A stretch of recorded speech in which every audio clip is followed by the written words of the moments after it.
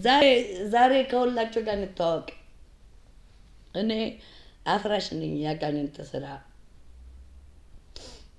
ስለዚህ የመጀመሪያው ስራዬ በቁጥር የሚያመልኩትን በልብስ የሚያመልኩት አማልክት ናቸውና ምን ታደርጓቸዋላችሁ? በቃ አምልኮታቸው በልብስ ነው እንዴ! ራሳቸውን ከማጠባቸው የተነሳ ሰው ልጅ ራሱን ከማዋረዱ የተነሳ ምግብና ዕቃ ከሆነ ምን እናርገው? አስፈሪ ዘመን እኮ ነው። ዛሬ ገሃድ እየወጣሁ እያስረዳው ጀምራለሁ። ምክንያቱም ዓለማችን ከመብከቷ በፊት ከመግማቷ በፊት እነዚህ የቁጥር ጣዖቶች፣ የቁጥር ኢሉሚናቲዎች፣ የስፔሊንግ ኢሉሚናቲዎች ጣዖቶች አማልክቶች ናቸው። የምግብ አማልክት ናቸው። እንደዚህ አይነት የአስተሳሰብ ሊሚት ያለው ሰው መጥቶ ስለ ክርስቶስ ሲያወራ እነደዳለሁ። ያ ነው የኔ ፔይን። ምክንያቱም በህይወት ዘመኔ ብዙ መከራ የተቀበልኩት ስለ እግዚአብሔር ነው። ስለ ክርስቶስ ብዬ ነው በብዙ መከራ የተቀበልኩት። እነ ሚካኤል ጋር ብትሉም እነ ማንም ጋር ብንከራተትም የተንከራተትኩት ስለ ክርስቶስና ስለ እግዚአብሔር ስለሆነ የደረሰብኝንም መከራ ሁሉ በጸጋ ተቀብዬ ስደትን የተቀበልኩ ልጅ ነኝ።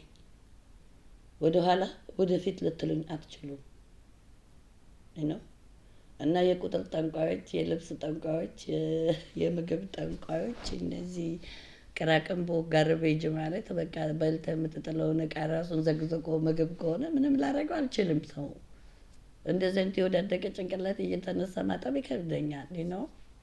እና ኦልዌይስ ለነሱዎች መንገር ያለብኝ ነገር ፋክት ይሆናል። ከዚህ በኋላ ውጊያዬ እናንተ የምትፈልጉትን ነው የምበላው። በቃ ካሁን በኋላ ማሳወቃችሁ ይሆናል። ጦርነት ስትከፍት መንፈሳዊ ጦርነት ከሆነ የጌታ ልጆች ሰይጣን ፈርተው አያውቅም። ስለዚህ ሰይጣን እንደዚህ አይነት የአምልኮትን ፕሮግራም ለዓለም የሚያስተጋባበት ምክንያት የለም።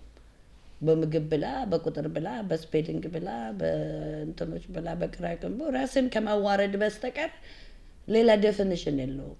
ራሳቸውን ሰው ልጆች አውርደው ምን ያህል ሰዎች እንድታዘብ ያደረጉኝ እኔ ለካ ፕላኔታችን ያደጉ በጣም ትልልቅ ሰዎች ናቸው ብዬ አስብ ነበር በብዙ ሊሚት።